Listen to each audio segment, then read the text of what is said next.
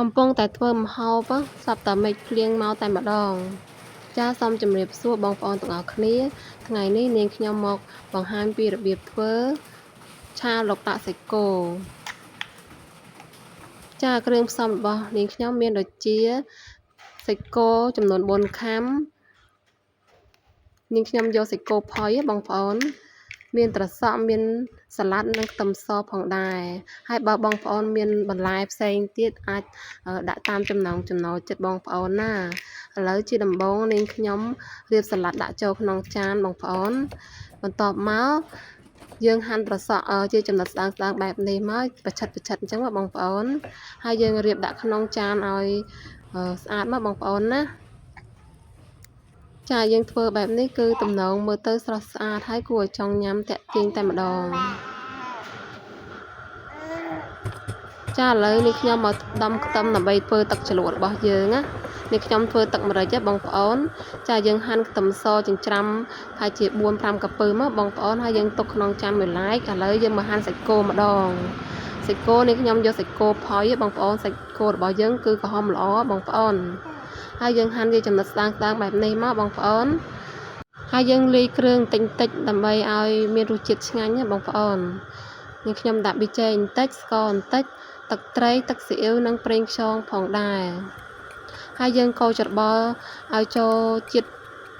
ចូលគ្នាបានល្អណាបងប្អូនតបមកយើងហាន់ក្រូចឆ្មាទុកដើម្បីទៅធ្វើទឹកជ្រលក់បងប្អូននេះខ្ញុំដាក់ខ្ទឹមសម្រេចស្ករបកន្លះស្លាបព្រាបាយប៊ីចេងបន្តិចអំបិលបន្តិចនិងច្របាច់ក្រូចឆ្មាប្រហែលជា 4-5 ចំណិតណាបងប្អូនណាតបមកយើងលាយគ្រឿងយើងឲ្យសព្វចូលគ្នាមកបងប្អូនហើយយើងដាក់ទឹកស្មានទៅបងប្អូនណាយើងដាក់កុំឲ្យរាវពេកកុំឲ្យខាប់ពេកឥឡូវយើងមកលាយម្សៅឆាវិញម្ដងម្សៅឆានេះខ្ញុំដាក់កន្លះស្លាបព្រាបាយហើយយើងកូរឲ្យរលាយអញ្ចឹងមកឥឡូវយើងឆាតែម្ដងទៅជាដំបូងយើងរំលីងខ្ទឹមសឲ្យឡើងឈ្ងុយឡើងក្លាតបន្តិចសិនមកបងប្អូនតែបន្ទាប់ពីឡើងក្លាតបន្តិចហើយយើងដាក់សាច់គោចូលតែម្ដងទៅ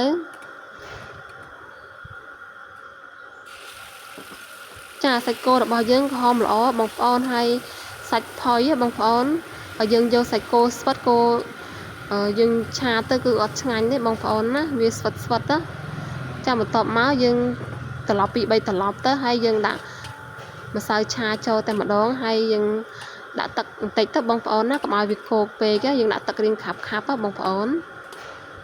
ហើយយើងត្រឡប់ពី3ត្រឡប់ទៅឲ្យវាចូលជាតិចូលសព្វជាមួយនឹងគ្រឿងបានល្អចាឥឡូវសាច់របស់យើងគឺឆ្អិនហើយយើងដួសស្រោចពីលើបន្លែ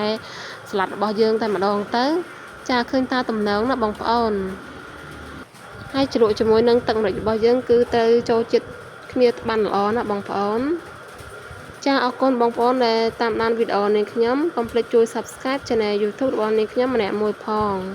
ដើម្បីទទួលបានវីដេអូថ្មីរៀងរាល់ថ្ងៃពីរបៀបធ្វើម្ហូបខ្មែររបស់យើងណា